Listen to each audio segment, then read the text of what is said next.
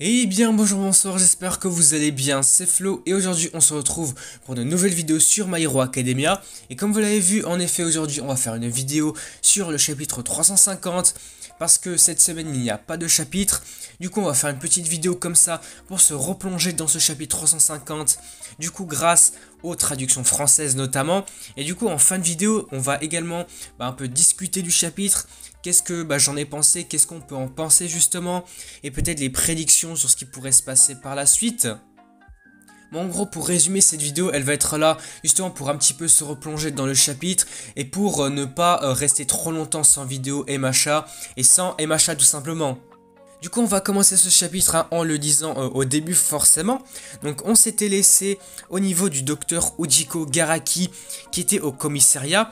Du coup, il est en train de dire, alors ça a déjà commencé, pas vrai, donc on se retrouve bien au commissariat, avec le policier Gori comme on l'avait bien vu. Du coup, il lui dit de la fermer, ok. Le nombre d'agents a considérablement diminué, c'est aussi clair que le jour. On a tout donné pour cet instant, nous avons dû chercher pendant si longtemps toutes ces petites graines rabougries. Ces quelques graines maléfiques dignes d'être des vaisseaux. Du coup là on voit bien qu'il parle de Dabi et des autres vilains de Shigaraki et des autres de la Ligue, j'imagine. Par la suite nous avons alors le flashback sur le mont Sekoto, du coup ce qui s'était passé avec Dabi, son incident où il avait perdu le contrôle de ses flammes. Donc c'était il y a 11 ans, du coup colline Sekoto. On voit alors Toya qui est en train de déchaîner ses flammes bleues. Il est en train de dire « Ah chaud, c'est chaud. Non, je ne veux pas mourir. Je ne lui ai toujours pas montré ce dont je suis vraiment capable. » Là, il parle d'Endeavor, de son père. On revient rapidement au docteur Ujiko. Il lui dit « Lui aussi était un autre enfant rejeté pour avoir en lui une part de ténèbres. » Et là, nous voyons l'entrée en scène, l'arrivée de All for One sur les lieux de l'incident. Non, par contre, cette scène, j'avoue qu'elle est vraiment impressionnante. Tu vois vraiment All for One avec son costume comme d'habitude, qui est en train de marcher comme ça vers Toya du coup, qui était complètement brûlée. J'ai vraiment hâte de voir cette scène en animé, parce qu'avec les flammes tout autour, j'imagine bien une OST maléfique, l'OST d'All for One en fond, avec All for One comme ça qui est en train de marcher. Je trouve que cette entrée en scène, elle va être impressionnante. Et puis sur la prochaine page, nous voyons vraiment une coupure carrément dans le temps et nous voyons Toya se réveiller dans un endroit qu'il ne connaît pas du tout. Du coup, nous on sait que c'était une sorte de centre d'enfants. Donc on voit Toya se réveiller, il est en train de se poser la question où il se trouve, est-ce qu'il est encore en vie? Parce que ouais, vu comment il était en train de brûler, j'imagine bien qu'il pensait qu'il allait mourir. Après ça, on va voir qu'il y avait d'autres enfants qui étaient avec lui. Ils vont alors lui dire « Ah enfin la marmotte elle s'est réveillée ». Toya va alors le demander « Mais quel est cet endroit ?» Mais il va se rendre compte que en fait sa voix elle a changé. Il se dit « Attends mais quoi ça c'est ma voix ?» Les autres vont alors lui répondre que ici en fait c'est ta nouvelle maison, c'est notre maison. Ils vont lui dire une nouvelle quand même assez dramatique. En fait, Toya a dormi, est resté dans le coma en quelque sorte, pendant 3 années entières. Donc 3 années comme ça, dans un bond dans le temps de 3 ans, c'est énorme. En entendant tout ça, Toya, et oui, il est forcément choqué. 3 ans, qu'est-ce qui a pu se passer en 3 ans? Parce que la dernière fois, il s'était retrouvé sur le mont Sekoto. Il avait tout brûlé, il était en train de se brûler lui-même. Et là, il se retrouve comme ça, un peu rafistolé, il sait pas trop ce qui se passe. Et c'est à ce moment-là qu'on voit le docteur Tournesol, on va l'appeler comme ça parce qu'il a un visage de tournesol. Il va leur dire à Toya que non, en fait ce n'est pas possible, il ne peut pas partir, revenir à sa vie normale.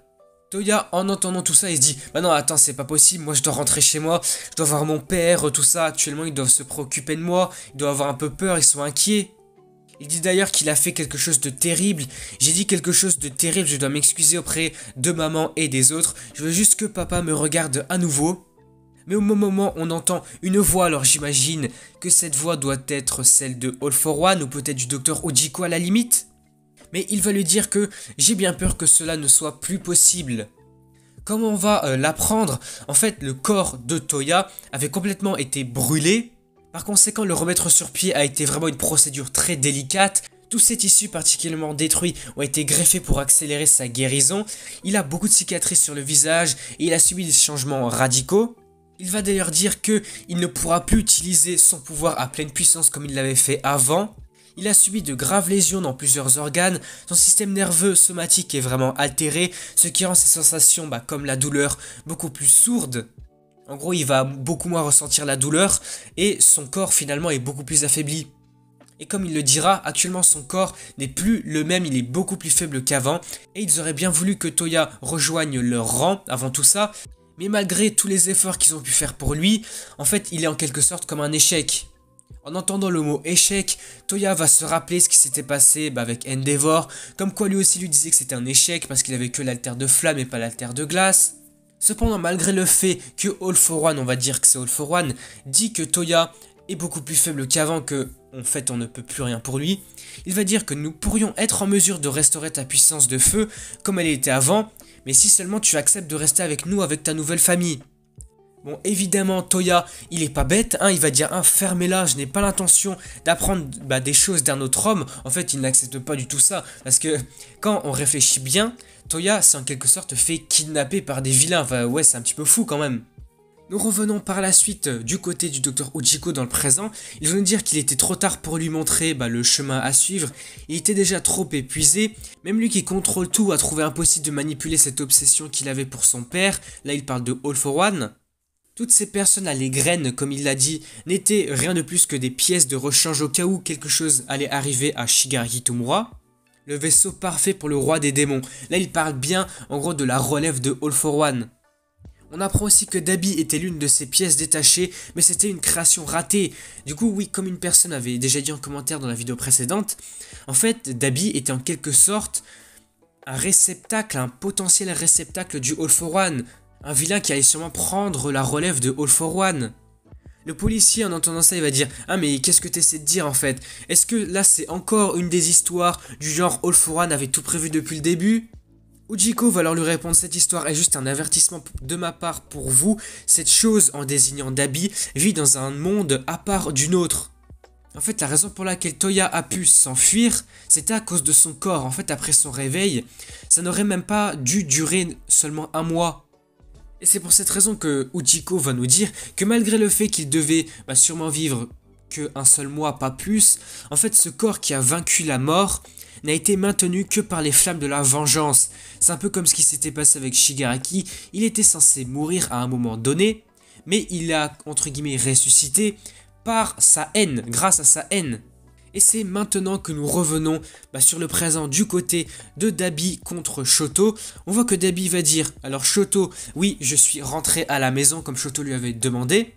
Bien que mon corps soit plus faible qu'avant et que je n'ai plus rien à attendre de la vie, je voulais changer même un tout petit peu, je voulais voir ce changement. » Et c'est en revenant qu'on m'a rappelé une fois de plus que certes 3 ans sont passés et pourtant la même histoire était en train de continuer. La raison pour laquelle je suis né, je suis juste un produit défectueux, ma vie n'a pas de sens, ma famille s'est déjà éloignée de moi. En fait, Dabi, en revenant, il a vu l'hôtel qui était consacré à lui en sa mémoire, et surtout il a vu que Endeavor a vraiment préparé un entraînement intensif pour Shoto en fait, pour prendre la relève. Et pourtant, quand on franchit certaines limites, les choses qui te formaient perdent tout leur sens. Je me suis dévoué juste pour rendre mes flammes plus fortes. Je ne pouvais pas l'affronter en étant faible. Même si ce corps brûlait et pourrissait, je ne pouvais plus rien ressentir. Là, tout en disant ces mots et ces phrases, on voit que là, Dabi, il est vraiment en train d'augmenter la température de ses flammes parce qu'on voit que tout son corps commence à brûler progressivement. On voit que c'est notamment son bras droit qui est vraiment en train de brûler progressivement. On voit la brûlure qui est en train de monter. Il dira ensuite « J'ai vu beaucoup de ses coups. À chaque fois qu'il a protégé la ville, à chaque fois que la foule l'acclamait, mon cœur battait la chamade. » Sur la prochaine page, nous voyons Dabi qui est en face de l'hôtel qui était dédié à son image. Et il va leur prononcer la phrase suivante. C'est à partir de ce moment que Toya est mort et que Dabi est né. Comme le docteur Ujiko va maintenant le dire, la chaleur est une énergie née de toutes les choses de la création qui jaillissent et se déplacent. All for One qui essaie de vivre éternellement ne pourra jamais l'avoir, ce genre de chaleur qui ne peut que vous conduire vers la mort. Et donc c'est une chose à laquelle même le seigneur des démons a renoncé, ce sont les flammes fatales de la folie. Et en prononçant cette phrase qui est vraiment remplie de sens en fait, on a Dabi qui utilise ses flammes à pleine puissance. J'imagine qu'il doit utiliser la même puissance que quand il était sur le mont Sekoto, même beaucoup plus j'imagine en fait. Parce que là on se rend bien compte que tellement qu'il augmente la température de ses flammes, il y a tout son corps qui est en train de brûler, vraiment ces brûlures se répandent sur tout son corps, tout son visage, même carrément sa bouche, ses yeux et tout sont en train de brûler. Et puis surtout, il y a quand même quelque chose de vraiment très symbolique. En augmentant la température, là il est complètement en train de faire fondre la statue de All Might. Et sur la dernière page, nous allons voir Dabi, vraiment effrayant en fait, il est vraiment effrayant, c'est abusé. Il va dire « Je brûlerai tout ce qui lui est précieux jusqu'au sol » en parlant de Endeavor. Et ça sera la preuve que j'ai jamais existé. Tout en disant ces mots, il va utiliser sa technique, donc Flash Fire Fist. Et en face de lui se dresse Shoto, son frère, et qui lui dit « Comme si j'allais te laisser faire ça ». Et voilà, c'est ainsi sur ce début de duel que ce chapitre se termine. Bon, globalement, ce chapitre, vraiment, il était très intéressant. Il était vraiment très bon, c'est un chapitre vraiment très impressionnant qui nous rappelle quand même beaucoup d'informations concernant Dabi, concernant ses origines, comment, en fait, en quelque sorte, Toya est mort et Dabi est né. Bon, voilà, pour résumer un peu le chapitre, on a eu beaucoup d'infos concernant le passé de Toya. On a vu ce qui s'est passé du coup après les événements du mont Sekoto. Il a en quelque sorte été kidnappé, on va dire ça comme ça, par All-For-One, le docteur Ujiko, etc. Il a été rafistolé du coup avec la peau d'autres personnes. Et on a aussi appris que son corps était beaucoup plus faible qu'avant. Et c'est pour cette raison qu'il s'est vraiment mis à brûler depuis le temps. Et c'est donc tous ces événements-là, toute cette suite d'événements qui nous a amené à ce qui se passe aujourd'hui. À Dabi qui brûle.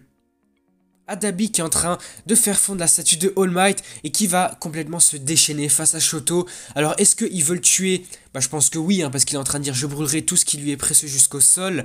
Donc je pense que là il essaye de tuer Shoto. Alors après, comme à un moment Shoto l'a dit, en fait Dabi il voulait mourir depuis le début. Alors est-ce qu'il va se sacrifier en tuant Shoto, en emportant Shoto avec lui? Moi après je pense pas non plus que ça va se passer de la sorte, parce que Shoto là il compte vraiment bien en fait l'en empêcher, il compte l'arrêter. Et puis aussi il y a quand même quelque chose que j'avais envie de souligner concernant Shoto dans ce chapitre. Je ne sais pas si vous l'avez remarqué, mais là notamment sur la dernière page, la dernière case même, on a Shoto qui est en train d'utiliser comme ça ses deux mains voilà en face de lui. Et ça nous montre bien qu'en fait il a développé de nouvelles capacités avec ses haltères, avec sa glace et ses flammes. On l'avait vu notamment il y a de cela, ça fait beaucoup de chapitres, notamment durant des périodes d'entraînement. En fait Shoto lorsqu'il faisait ça, il utilisait à la fois la glace et les flammes. Et puis surtout c'est accentué par le fait qu'on voit un petit peu de la fumée qui sort de la bouche de Shoto. Du coup, là, on comprend bien qu'en fait, il est en train d'utiliser des flammes pour rester un peu à la même température que Dabi pour ne pas se faire brûler non plus. Et puis, d'un autre côté, il utilise la glace pour ne pas se brûler lui-même. Il essaie de maintenir une température suffisante. Du coup, j'espère bien qu'en fait, Shoto, là, par la suite, il va en fait développer ses techniques comme cela. À la fois la glace et à la fois les flammes, il l'utilise en même temps. Bon voilà, du coup on va s'arrêter ici pour cette vidéo. Bon finalement j'avais dit que c'était pas vraiment une review, mais finalement on a vraiment fait une review du début jusqu'à la fin. Du coup si cette vidéo vous a plu, n'hésitez pas à liker, à commenter, à partager. N'hésitez pas à me le faire savoir dans les commentaires, tout ça en likant et en vous abonnant à la chaîne. N'hésitez pas également à me dire ce que vous en avez pensé du chapitre, vos prédictions peut-être sur ce qui pourra se passer par la suite. Est-ce que Dabi pourrait mourir? Bon, je pense que ça pourrait sûrement arriver. Est-ce que Shoto va peut-être le sauver avec son haltère de glace? Je sais pas trop ce qui pourrait se passer de ce point de vue-là. Du coup, n'hésitez pas également à vous abonner à la chaîne pour me soutenir et suivre les prochaines vidéos. Du coup, on se donne rendez-vous la semaine prochaine, jeudi, pour avoir les spoilers du chapitre 351. Et du coup, moi, je vous dis à la prochaine.